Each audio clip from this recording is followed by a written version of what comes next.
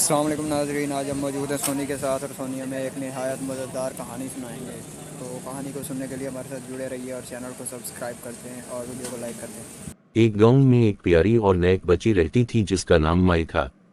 وہ بہت خوش باش و فرحت مند دن گزارتی تھی۔ مائی کی ماں ایک بڑی دیر میں گاؤں آتی تھی، اس لیے مائی بہت خود گزشتہ بن گئی تھی۔ وہ روزانہ گاؤں کے مسجد جاتی اور قرآن پڑھتی تھی، اپنے گاؤں کے بچوں کی مدد کرتی تھی اور گلی میں پھولوں کو پانی دیتی تھی۔ ایک دن جب مائی مسجد جا رہی تھی، اس نے ایک بڑی قدرت کا مظاہرہ دیکھا۔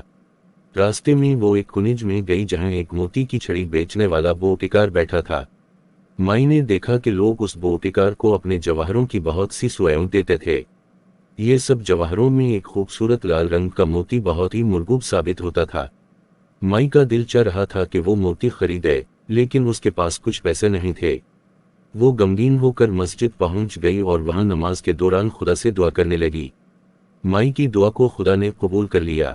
واپس آتے وقت جب مائی اسی کنج میں سے گزر رہی تھی، وہ نے دیکھا کہ بوٹیکار گرنے کے بعد بہت خوش تھا۔ اس نے ایک لال رنگ کا موتی کے ٹکڑے کو دیکھا اور دل خوشی سے بھر گیا۔ مائی نے بوٹیکار سے پوچھا، آپ کے پاس یہ خوبصورت لال رنگ کا موتی کہاں سے ملا؟ بوٹیکار نے خوشی سے جواب دیا، میرے پاس یہ موتی پچھلے چند دنوں سے تھا، لیکن کوئی مہمان آنے کی وجہ سے میرے پاس اتنا سارا کام ہو گیا کہ میں اسے کچل کر کہیں نہیں پہنتا تھا۔ مائی نے مسکرا کر کہا، آپ میں ایک نیکی ہے، آپ نے اس موتی کو بہت محتاطی سے رکھا ہوا ہے اور میرے دکھ کو دیکھتے ہوئے میرے ساتھی ہو گئے۔ کیا آپ مجھے اس موتی کو فروخت کریں گے؟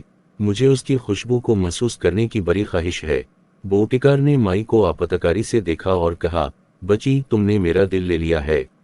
یہ موتی تمہاری خواہش پوری کرنے کے لیے ہے، تم اسے رکھ لو۔ مائی بہت خوش ہو کر گھر لوٹی۔ اس نے اپنی ماں کو بتایا کہ وہ کس طرح نماز کے بعد خدا کی مدد سے موتی حاصل کر لیا ہے۔ ماں نے بہت خوشی کا اظہار کیا اور مائی کی حمد و سپاس کی۔ مائی نے وقت گزارنے کے لیے اس موتی کو دیکھنا شروع کیا۔ وہ اسے ہر روز دیکھتی اور اس کی خوشبو کو محسوس کرتی۔ اس کی دلیل پوچھنے پر اس نے پتا چلا کہ اس موتی کی خوشبو اس کے دل کو خوشی دیتی تھی۔ وہ خوشبو اس کے گھر کی چیزوں سے آتی تھی جو مائی کی ماں نے اسے رکھتے وقت چھوڑا تھا۔ مائی نے سوچا کہ یہ خوشبو دوسروں کو بھی خوشی دے سکتی ہے۔ وہ اپنے دوستوں کے پاس گئی اور ان سے کہا، دوستو، میرے پاس ایک بہت خوبصورت لال رنگ کا موتی ہے۔ اس کی خوشبو دوسروں کو خوشی دے سکتی ہے۔ کیا تم میری مدد کرو گے تاکہ ہم اس کی خوشبو کو پھیلا سکیں؟ دوستوں نے خوشی سے راضی ہوتے ہوئے مائی کی مدد کرنے کو رضامندی کی۔ وہ سب نے مل کر مائی کے گھر گئے اور مائی کی ماں کو موتی کی خوشبو کی بات بتائی۔ مائی کی ماں نے خوشی کا اظہار کیا اور سب کو دعوت دی کہ وہ اس خوشبو کو محسوس کریں۔ مائی اور اس کے دوستوں نے موتی کو گاؤں کے مختلف مقامات پر پھیلا دیا۔ جب لوگوں نے اس خوشبو کو محسوس کیا، وہ بہت خوش ہوئے اور پوچھنے لگے کہ یہ خوبصورت خوشبو کہاں سے آ رہی ہے۔ مائی نے بتایا کہ یہ خوبصورت خوشبو موتی سے آ رہی ہے۔ لوگوں نے موتی کے بارے میں پوچھا اور مائی نے شادمانی سے بتایا کہ یہ موتی خدا کی رحمت سے حاصل کیا گیا ہے۔ اس کہانی سے سب لوگ سکھ حاصل کرتے رہے کہ حقیقی خوشی انسانیت کو خدمت کرتے ہوئے حاصل ہوتی ہے۔ مائی کی مدد کرنے کے لیے اس کے دوستوں نے اس کو مثال بنایا کہ حقیقی طاقت اور خوشبو انسانیت میں موجود ہوتی ہے، اور وہ خوشبو آپس میں تقسیم کرنے سے مضاعف ہوتی ہے۔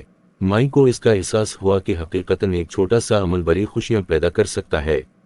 وہ جان گئی کہ سب سے بڑی خوشی اپنے دل کو خوش رکھنے میں ہوتی ہے اور دوسروں کی خوشی کے لیے کام کرنا ایک بڑا عمل نیکی ہے۔ مائی کی یہ قصہ گاؤں کے لوگوں کے دلوں میں سما گئی۔ وہ لوگ اب بھی مائی کو یاد کرتے ہیں اور ان کی نیکیوں کو یاد کرتے ہیں۔ اس قصے نے سب کو سکھ دیا کہ ہمیں دوسروں کی مدد کرنی چاہیے اور خوشیاں بانٹنی چاہیے۔